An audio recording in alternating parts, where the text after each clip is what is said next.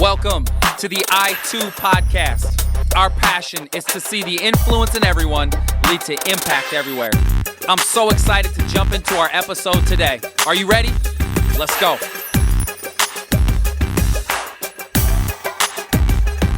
Welcome to I2. So excited to be here again, another episode.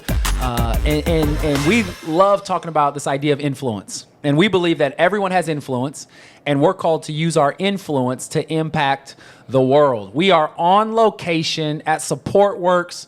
I'm here with a friend, incredible leader, husband, my man, president of SupportWorks, Dave Thrasher. Dave, man, good to be with you. What's going on, buddy? Glad to be here. Man, so number one, thank you for opening up your house to us. Your guys' facilities out here, phenomenal. So good to be here. We are like in the nicest conference room I think I've ever been in my life. Yeah, well, it's still shiny and new. We've just been in here for a year, so it feels good to be here and glad to have you. Dude, so cool. So excited to just jump in and for those listening to hear some of your story and love just how God has used you and your family in so many different ways and the company that you guys are building out here in SupportWorks. I want to start by maybe just having you take us back a little bit. I was reading some of your bio, and I love that you started working with your parents' company at like 14. Mm-hmm. Even though from my own experience, like when you're a part of your family's thing, it probably started more at like 4 months, mm-hmm. But you started working at 14. Talk about just kind of growing up with your parents, running Thrasher, what that looked like, and then your involvement.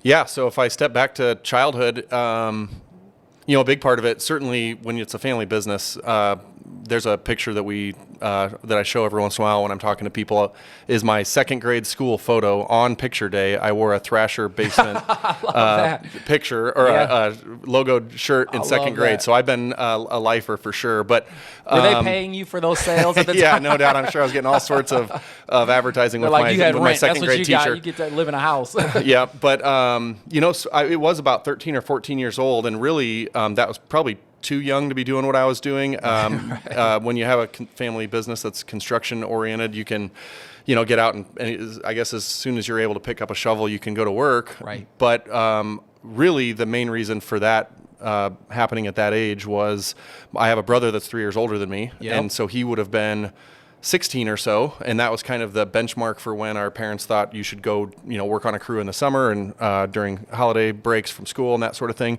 And I was bored in the summer because my brother, who was my playmate, was gone and he was working. And so I was 13, 14 years old in the summer, bored, and I said, can I go to work? And I'll just, carpool with my brother and give me a shovel and I'll go to work. So it was mostly out of boredom. And I found working on a crew and that kind of thing, partially because it was a family business, but partially I've just always kind of grown up passionate about it. And so it was a fun way to spend the summer. And at $4.50 an hour, I think was minimum wage at the time, you can buy a lot of candy. Oh, right.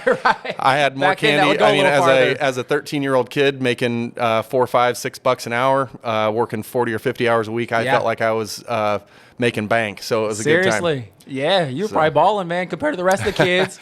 You talked about your older brother, Dan, who, if you haven't listened to the podcast with Dan, I'd encourage you to listen to it. Cool story, too. You talked about just his age, being a little older. A lot of times we're looking up to our older siblings for sports or other activities. He was working hard, mm-hmm. and you kind of tagged along with him, started your working journey. You started working at a young age. What was it about? Because it was hard work. I mean, this is not an easy business, but you said you kind of enjoyed it. What was it about the type of work that you enjoyed?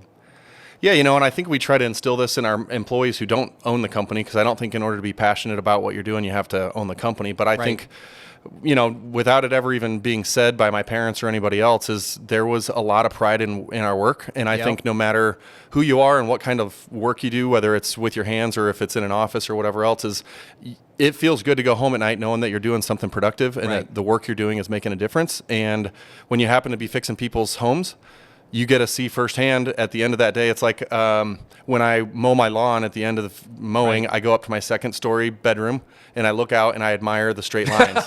And I think I'm not the only one, man. I mean, who doesn't do that? It's pride of workmanship. And I think when you're, waterproofing somebody's basement and it starts out as a flooded mess, and when you get done, you have all the new concrete and everything's flat and everything's cleaned up, is you feel really good about yourself. And so I think from a very young age, I just think that's a human instinct of wanting to feel good about the work that you did that day. And so it is really fulfilling to go home. One of the things I love, got to listen to you share to a bunch of dealers who do similar work to Thrasher all over the country. And you talked about some of those early experiences. And you shared a story about going to a basement. And it was like, I mean, just for the listeners, explain, what did that basement look like? What was it full of? And what was your guys' task that day? Yeah, I mean, I don't know what the business lesson is here, but this will be a funny story, I guess. So I would have been about 16, 17 years old. I was probably 17 years old, and was foreman on a crew, had a couple guys working with me. Got to a house, I probably shouldn't say where it's from just so nobody feels bad that I'm picking on their neighborhood, but I went to a kind of an older, kind of a rough neighborhood house that had a whole family, and I shouldn't name, I feel nervous to name names, but the people that ran the Shrine Circus back then, you can edit this out if it's offensive to the Shrine family or whoever puts the circus on, but all the people who were in the circus were hanging out at this house together. Maybe the circus was coming through the town. I mean, I tell you, exactly. So I don't know what was going on, but these people, for whatever reason, didn't notice that there was a plumbing break in their basement, and there was 3 feet of raw sewage in the basement when I got in there. And in today's standards, I'm sure there's got to be a OSHA standard or something that would have protected me from having to do this job. But back then it was, hey, we need to collect a check, and there's a work to do. So we went down there. We went to the storage or the hardware store. We bought squeegees, and we squeegeed sewage out of one side of the basement simultaneously. Was our 2 of the guys would squeegee while the other guy jackhammered a hole in the floor, dug a hole, stuck a pump in the hole, and pumped the 3 feet of sewage out, by the way, into the street. So I don't know what the neighbors thought of all that sewage that we pumped into the storm drain, I guess, out on the street. But it was kind of whatever it takes. I mean, and there was, the basement was all cracked up when we would drill what we call weep holes, where you drain the water out of the blocks of a basement, cinder block basement. There would be little snakes that would come out of the hole. I'm terrified of snakes. I mean, it was by far the worst job of my life. But we got in and out of there, got the job done, and their basement looked a lot better when we were done. So dude, I love that story for a variety of reasons. Number one, I loved watching you tell it to all these guys who are in the similar business, because they're like, man, they're all laughing. They're like, we get it. We've done that job before. But also you sharing that, because they're looking at you as a leader in your industry. And I'm sure the same is for your team, to know that you didn't get to where you are today overnight. There was a process. There was a journey. You've had the worst of the worst jobs. You've had great jobs, but you've done it all, which has, I think, been a part of your process to getting to where you are today. I read something that in college, you graduated from Concordia. You won, was it the Student of the Year award? One year, your senior year, maybe. Tell me about that. Like, how do you even win the Student of the Year award? It is hilarious because I was not that great of a student. I grew up as a really bad student in high school, went to college just because I felt like it was like, I guess, the next thing you're supposed to do. But my roommates were really mad that I got that award because they know I skipped a ton of classes. And they're like, how does a guy that skips that many classes get Student of the Year? And I was like, you got to suck up to the right teachers. You always were strategic. You know what, though? So I had a couple professors in my for my major that, of course, when you're kind of in a track, especially in your junior and senior year, you're getting kind of down to just the classes that are specific to your major. And I had professors that I really loved, and I never skipped those classes because I felt like I got a lot out of it. Right. And, some of the classes that you just had to check the box to say you took the, history class or whatever it was, I didn't really like going to those, and I did the bare minimum. But when it was something I was passionate about, and there was a teacher that actually cared about my development, I was all over that. And so I think those professors were the ones that nominated me. And I was a great student for those teachers because they pulled it out of me. And I think that's just like any great coach or great pastor or great leader is they inspire people to be better than they would have been otherwise, and certainly try to emulate that now with our team here. So good. I mean, I think that passion that you had then, that passion at a young age working, you've carried that through your work. It's one thing I really respect about you is when you guys go after something, man, you're going after it. You're jumping all the way in, and is one of the, I think, primary reasons you have been so successful in what you're doing. I'd love to talk a little bit about SupportWorks. Thrasher Basement. It's the business your parents started. Your brother Dan is leading Thrasher now. You lead an organization called SupportWorks that was kind of birthed out of Thrasher. Talk to us about the relationship between SupportWorks and Thrasher, and just, I know you've been a part from the beginning, how SupportWorks got started. Yeah, sure. So both businesses are, still just family owned. We're all kind of all partners together in the same businesses, although they are separate. And really, so it would have been in the late 90s, we started distributing products that we sold to Thrasher and to other contractors that were in the same type of business around the country. And then 10 years into kind of distributing those products, meeting different contractors in the industry, we realized, and as a distributor, we were just shipping and receiving product essentially. Contractors that were fixing foundations needed certain anchoring products and other bracketing products to fix foundations. And we were just essentially a manufacturer's rep for those first 10 years. And after 10 years of observing that other contractors around the country, regardless of where they were from, how big of a city or how small of a city they were from, these owner-operator business people were struggling with a lot of the same things. And it was, how do we hire good people? How do we train them? How do we run the back office, whether it be accounting and HR? And how do we sell well? And all these different things that you need to know in order to run a good business. But most entrepreneurs were great at swinging a hammer, or they were great at whatever their trade was, or they're a great accountant or a great tradesperson. And then they say, you know what, I've got enough entrepreneurial spirit and risk taking in my blood that I'm going to try to go it out on my own, but really have a lot of tough lessons that unless somebody shows you the way, you kind of just continue to struggle through it and try to figure it out. And so in 2008, we decided to start SupportWorks, essentially because we felt like there was a gap in the industry, that there was nobody that was teaching contractors how to run a good business. And so we said, well, man, we've really learned a lot on the Thrasher side because we've had this opportunity as a distributor to meet other contractors. And you kind of pull best practices when you visit one contractor that might be worse than something that you are, but you're better at them than one thing. You kind of share that best practice. Well, we had the benefit of talking to dozens or even really hundreds of contractors over that 10 years and had benefited on the Thrasher side of our business from all of that kind of shared knowledge. And so we said, man, if we could pool those resources and we could just provide that as a value add to say, hey, if you want to buy products from us, we're going to manufacture the products just like everybody else. But if you buy your products from us and if you're loyal to us, we're going to basically teach you how to run your business. We're going to have a whole team of people that help you do that. And we'll do that for free in exchange for loyalty. And certainly it was a great business model. It served us well. But I would say it's also made the work more fulfilling because I think just selling a widget and trying to generate revenue from that widget and generate a profit is good, and it does. I mean, the market needs that. But I think our team, if you asked what makes them excited, isn't that we necessarily make the best widget as much as that we empower contractors to be successful and create businesses they can be proud of, and we can create customer experiences at in an industry where customers have a real most people don't have a great impression of how contractors treat them when they come to their home. And we just feel like the ripples that we can create in the world by helping contractors create remarkable experiences for customers is really fulfilling. I love that. I love the evolution from Thrasher doing the work to coming up with products that other people can purchase and buy based on your experiences to now saying, how can we add value to those people we're in relationship with? I love John Maxwell talks about this idea of adding value. And this was a huge area that you saw the need, people needing to know and understand how to run a business. And probably from your own experience, your parents started the business and the business has changed and evolved. I mean, your dad and your mom and he was probably the best at swinging a hammer and digging holes. But what you and your brother have been able to do is just, I would say, an evolution of the growth of the business, which I would just pause and say this right now. Your parents are amazing. And I look at where I am and the role my parents have played. I have been able to stand on the shoulders of individuals who have done so much of the hard, the toiling, the labor, the relational building that have allowed me to get where I am. And I'm sure you can say the same thing about your parents. Yeah, absolutely. And I mean, we wouldn't have even had anything to start with, let alone have the opportunities just to come in and have a good job and whatever else. But I think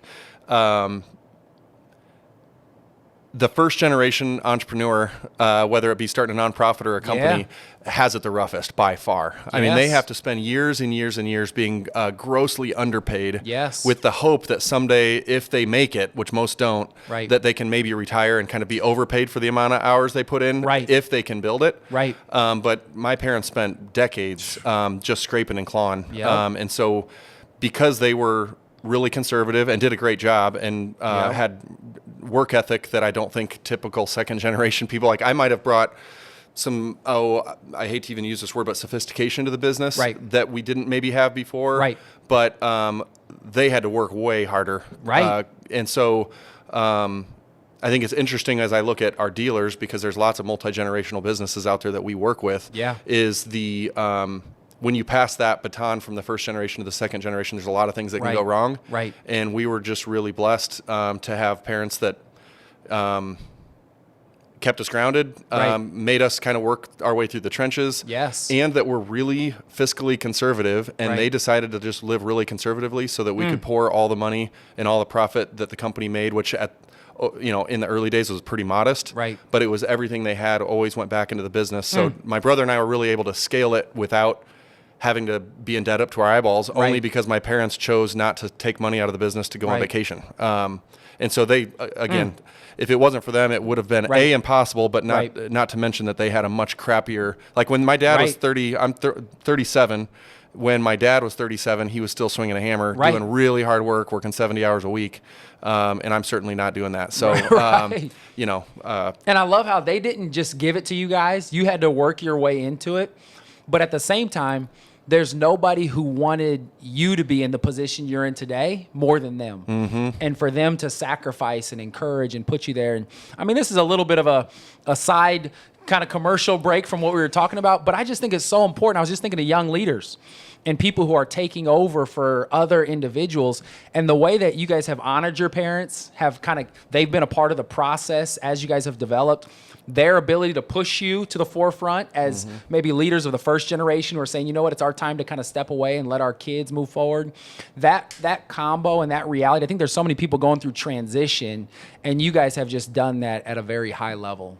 Yeah, it's powerful. And I think for so many people, it's something to understand that I think even your success is a result of the way you guys have handled the transition and the way you've honored your parents. Just an encouragement to everybody out there. Yeah, I'll just hopefully be more encouraging, and then we can pass it on to the next thing. But I think it's important to say, it's easy to say, oh, wow, they had it all figured out. I wish I was like them. The reality is it was rough, and there were some rough edges. And there were some bumps and bruises, and it wasn't always just hunky-dory and everybody's, happy-go-lucky. There's been bumps and bruises, but I would say the difference is whether it be having the discipline or the humility or whatever else to say, like, let's go get help.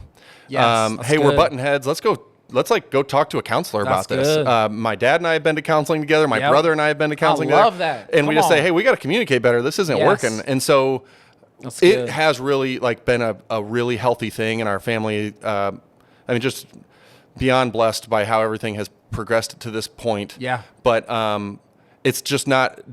Some people aren't just luckier than others. Good. Yeah. And if it wasn't for my parents and really my mom for saying like, no, hey, we're not going to just sit around Christmas and kind of stare at each other. And when we know there's this underlying issue, let's talk about it. And so I would just encourage those who are saying, man, I wish it was like that for me. It can be. You just have to do the, kind of the dirty work of saying, let's get to the root of this, and let's, be humble enough to say like, hey, I was wrong. What do we got to do to make it right? Come on, man. That was worth the price of admission right there. I mean, so real, so good.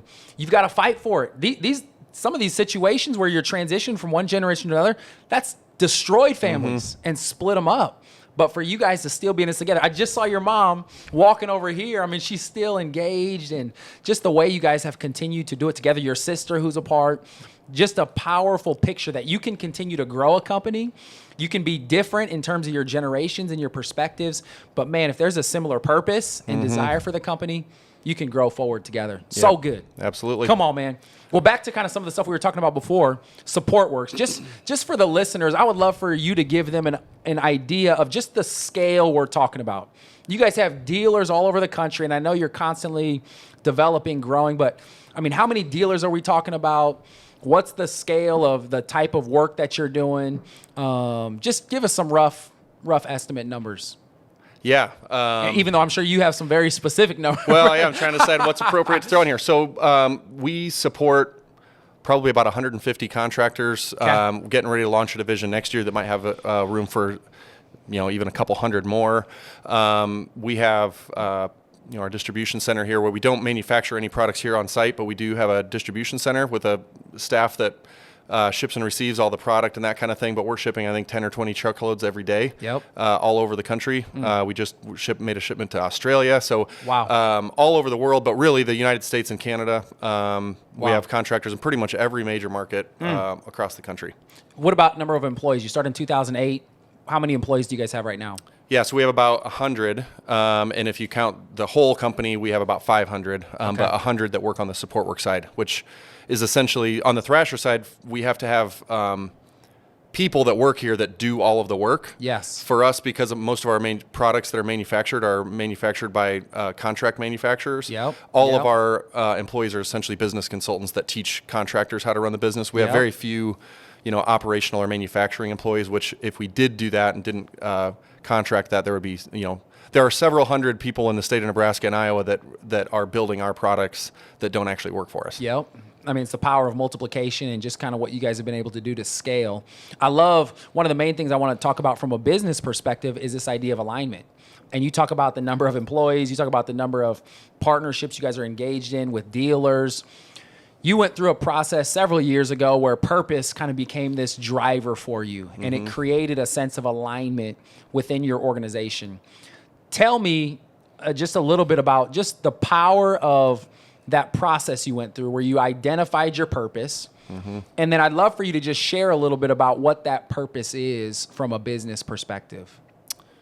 Yeah. So a few years ago, there was a book by Simon Sinek called The Power of Why. Yep. We read that, found it really intriguing. It was kind of a different way of looking at the world. Then we read a couple other books. One was called Selling with Noble Purpose, and then another book that was later written called Leading with Noble Purpose.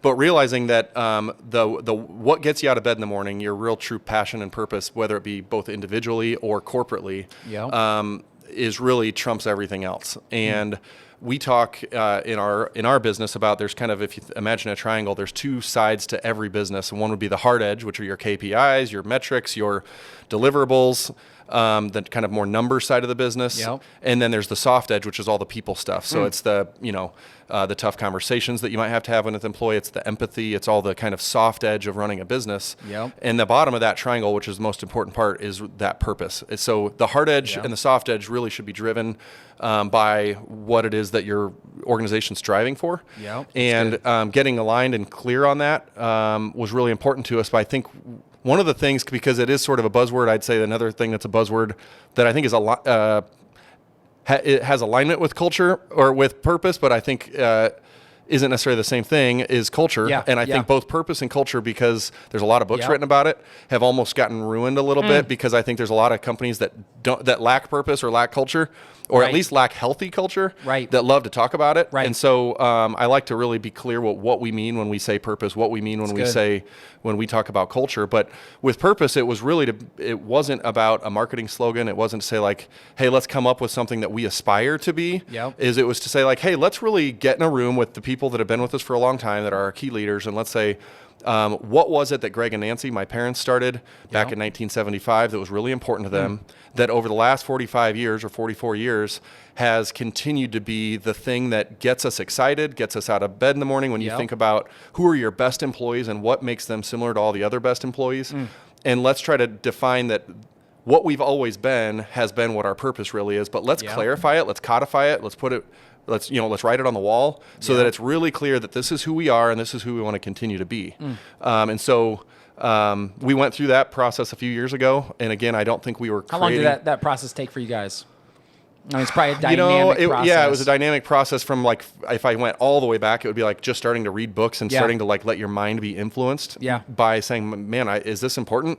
And having to process that internally, that took probably 6 months or a year. But I would say once we kind of said, let's make this official, it was probably a 6-month process anyway of really having multiple offsite meetings and spending a few hours in the war room with our leadership team and saying like, hey, let's be, and really challenging each other, because sometimes you say, well, this was really exciting for us, but it was really like, no, that's not our purpose. That's not why we get out of bed in the morning. And so we established that. It's probably been 4 years ago or so, where we made that kind of more official, and it has had a profound impact on our business. Helps us use the lens for the type of people that we should be hiring. If when we talk about our purpose in a job interview, and we even give them a little pamphlet that says like, hey, this is, before you leave today, this is kind of something that tells our story and what makes us excited. And then they come back for a second interview and you ask them questions about that and they don't seem to have resonated. Right. Or as you're describing your purpose, if they're kind of like not drinking the Kool-Aid, it's a quick way to say like, hey, they're probably really smart. They might be the best accountant that I've interviewed for this position, but they're probably just not going to fit in here. And so it's really made a huge difference on across the board, the type of people that work here. How do we evaluate people? How do we make business decisions? Hey, should we get into this thing? We can make a lot of money, but it totally doesn't align with what gets us excited. Right. Okay, well then we probably shouldn't do it. Let's focus our energy on something that really aligns with who we are. Yep. I mean, you guys talk about your purpose as being to redefine the industry. And you can talk about that more specifically, but I love the level of consistency. You talked about, we got to write on the walls. Man, you walk around your office building, it's literally written on the walls and through not just words, but design elements. And you see a consistency with how people act and treat people. I mean, every time I walk here, man, I feel like I'm the greatest man in the world. Like we constantly are served and loved. When people answer the phone, man, it's a great day at SupportWorks or it's a great day at Thrasher. Like I love the culture that's been built here, all out of purpose. Just big picture, redefine. I mean, what does that mean to you guys as an organization? Yeah, so to redefine our industry is pretty broad and pretty vague if it stands on its own. And the reason, by the way, sometimes I think making something really short and really simple is a lot harder than something that's really wordy. Yes. A mission statement that everybody can remember that's really short is a lot of times really hard to write compared to just writing a paragraph about it. So it was important to us that it was something that was short and simple that everybody would remember, that is easy to bring up in everyday conversation, but certainly there's a lot behind that. And so we actually even wrote what we call, I had never heard of a manifesto, but other than Jerry Maguire movie, when he read his manifesto at the beginning of that movie. You guys made that up? Well, somebody said, hey, you should write a manifesto. And I had to Google what is a manifesto, but it's essentially a statement of our beliefs. So we said, okay, so if our purpose is to redefine our industry, let's write a manifesto, a statement of our beliefs that says, well, what do we mean when we say we want to redefine? Yeah. And so for us, it's really in three different ways. One is we want to redefine what customers would expect when they hire a contractor. We want to make those customer experiences remarkable. And so, if you think about a typical contractor, if you hire somebody, whether it's to do landscaping or put a pool in your backyard or to put in a new front door or whatever it is you have to call 2 or 3 companies. You hope one of them answers the phone. Yep. If they schedule an appointment, you hope they show up. If they don't show up at all, they might not show up on time. And then when they come to do the work, they might track muddy boots through your house, and they might smoke cigarettes in front of your kids or whatever else that you might not want them to do. And then not to mention on top of everything else is when they leave, you hope they'll actually stand behind it if something goes wrong or something breaks. And so we just wanted to redefine what that means when a customer calls a SupportWorks contractor or when they call Thrasher. We want to create remarkable experiences, and not to say we always do everything perfect, but we want to set a really high bar, and then we want to stand behind it. Which is, I think, really unique and is redefining in the contracting and home services industry. It's good. The other thing we want to do that really resonates with SupportWorks in particular as a supplier to business owners is we want to redefine what it means to own a small construction company. Because most small business owners lay awake at night wondering if they can make payroll. They're ashamed of their facilities. If you think of a typical, home service construction company as they live, they work in some rundown metal building and they feel like I can't attract the best talent. I'm never going to be able to get over the hump. And we want to instill, we want to inspire those business owners, say more is possible, but not just painting a picture to create inspiration, but then we want to walk alongside them and say more is possible. Let us inspire you, but let us walk along as your partner and help you get there. And that is just really fulfilling for our team. I love that. It's something we can get excited about, and it's a lens of which we can say, is that an industry we should get involved in? Well, I don't know. Can we redefine it? Can we help business owners run better businesses? Can we create more remarkable experiences for customers? Do the customers even care? And so we ask those questions when we think about business decisions. And then the last way we want to redefine could be any company in the world, whether it's our industry or anything else, is we want to redefine for our employees because we know that there's crappy jobs out there everywhere. There's a lot of companies where employees don't feel like they're anything more than a number or a cog in the machine, a way for the shareholders to make more money. And we want to create a place where we can create fulfilling work that will help make people have more fulfilled lives when they go home. And early on, we talked about the pride in someone's work and how that affects what they're like when they go home. And we believe if we create a place and an environment where people are stretched, especially if you think of construction. You get somebody that comes in that was really capable, but maybe just hadn't been given a chance, and they're digging holes for a living. And we say, hey, maybe you could be more. You could maybe run a crew. Hey, maybe you could become a manager. Hey, maybe you could help us run something. And you continually stretch people as they go home really fulfilled, really passionate. And I think it makes them a better mom and dad, better spouse, better neighbor. And we think the ripples we can create by creating a world-class place of employment is a big part of redefining our industry. Just one question. Are you guys hiring? I mean, I'm kind of looking. Of course, yes. Literally everybody I talk to who works here, Thrasher Support Works, loves it. It's a highlight. It helps them. I mean, they feel like they're growing professionally, individually. Just the way you guys look at the person as a whole. This is really the type of culture that is attractive. And I know you guys have even been recognized for the culture that you guys have here. And I believe there was a book that was written by, what was her name? Lisa McLeod. Lisa McLeod. What was the name of that book? That was called Leading with Purpose. Leading with Purpose. And she talked about Leading your with story. Noble Purpose, I guess. Leading with Noble Purpose. And talked about your story and just how you guys have implemented purpose and just what you guys have done. I think to transform just not only your industry, but industries and individuals and organizations who are trying to live with purpose. You guys have taken purpose, in my mind, to a whole new level, and it's made a huge impact on my life too. It's been powerful. Individually, so you guys got this organizational purpose. I mean, you're also a dad, a husband, a father of 3. How do you make sure that there is alignment with your work and all the demands that you have, and making sure, you know, your values connect and you're able to kind of bring that same passion and energy to your house? Well, I tell you what, that's a lot harder for me. I think that particularly, and it's probably for everybody, but I think particularly for men, we can find our identity in a lot of the wrong things. And I think one of the things that I struggle with, and I think most men probably do, is finding our identity in our success or how we do in business or what our career looks like. And so for me, it's a lot easier to bury myself in my work and wear this badge of honor of, hey, we're purpose driven, which by the way we are, and I'm proud of that.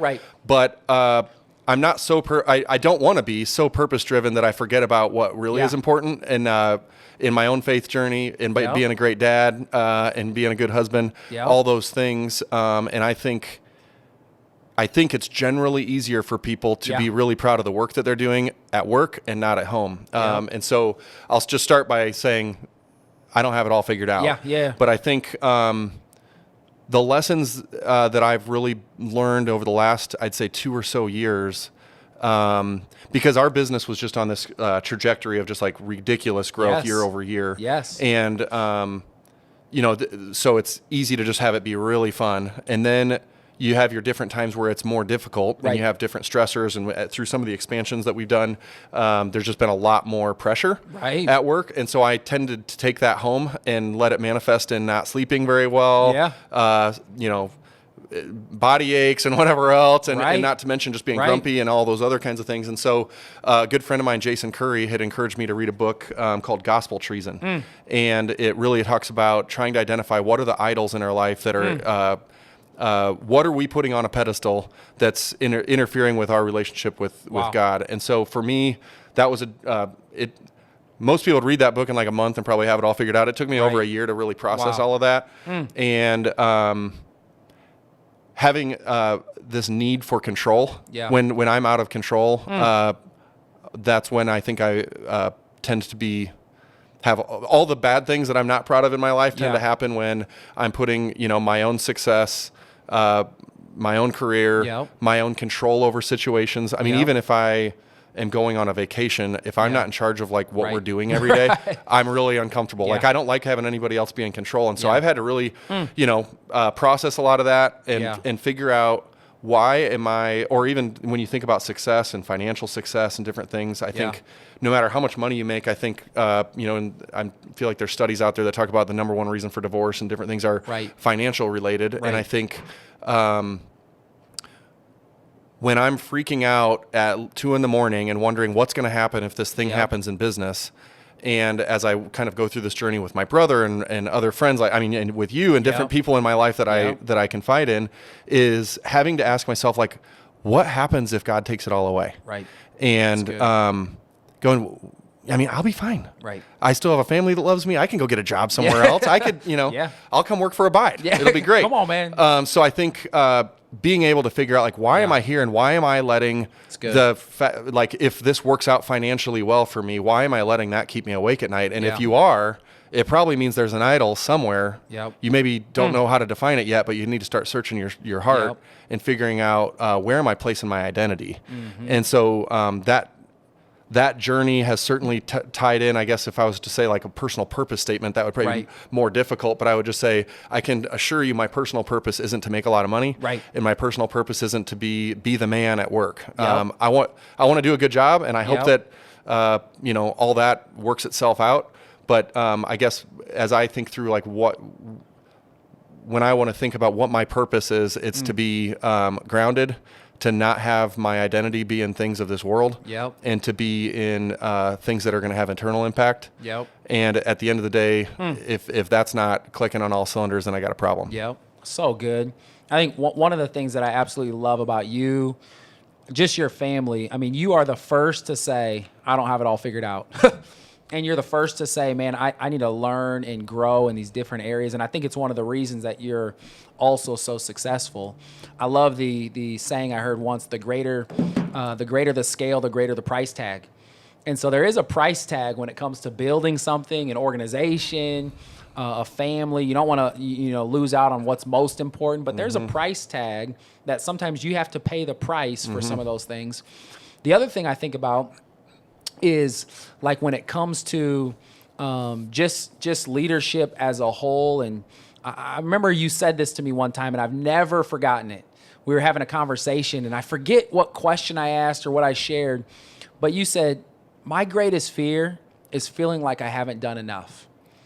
And like, I feel like you've lived out of this genuine heart that God has given me a lot, and I want to make sure I steward it well, and I want to make sure I use it well with your family, but also with the community, and your role and your family's role and participation in Abide and in your church. Talk to me about just kind of the importance of just being a part of the community, being a part of building the community, and using what God's given you to help other people.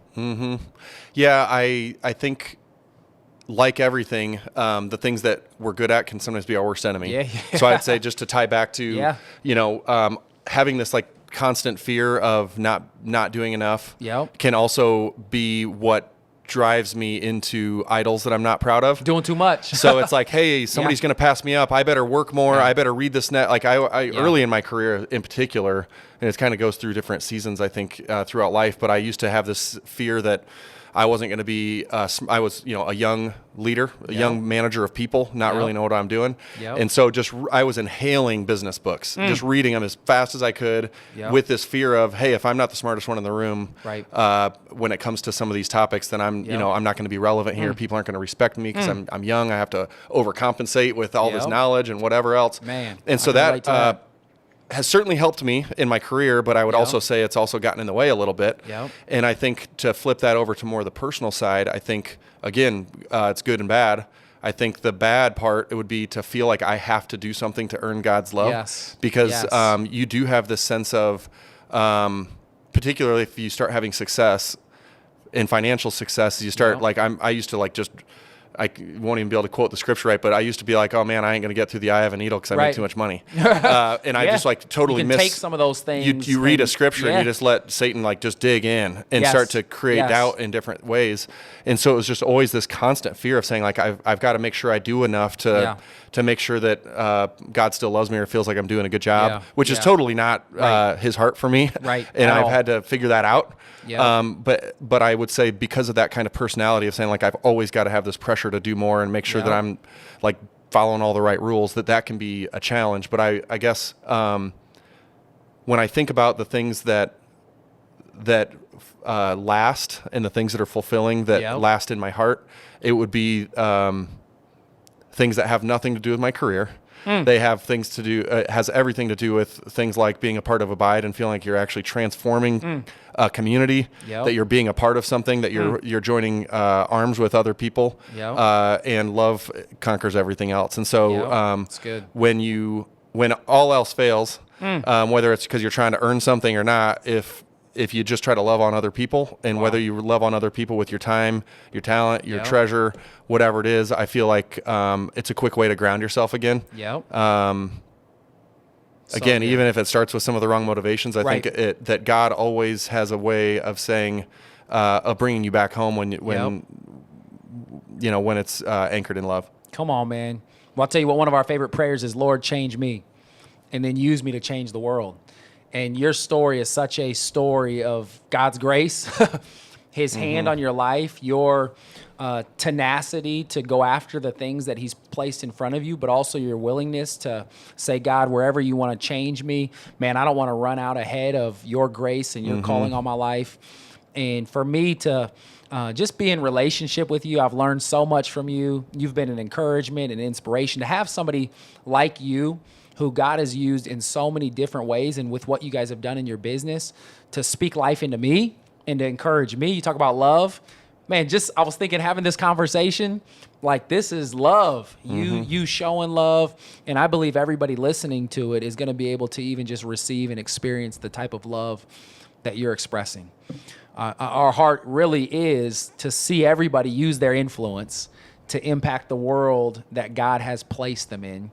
As we get ready to wrap up, as you think about people who have influence, no matter where they are, maybe they're a mother, maybe they're running a business, maybe they're a pastor, they're a leader somewhere, what would be your encouragement to them as they try to steward the influence God has given them to impact the world around them in whatever that might look like?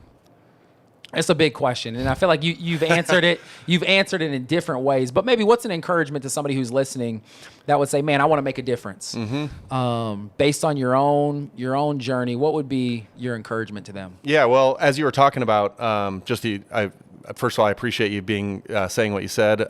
It's certainly, as you know, reciprocated. And as you poured love into me, and vice versa, iron sharpens iron, and we're able to get better together.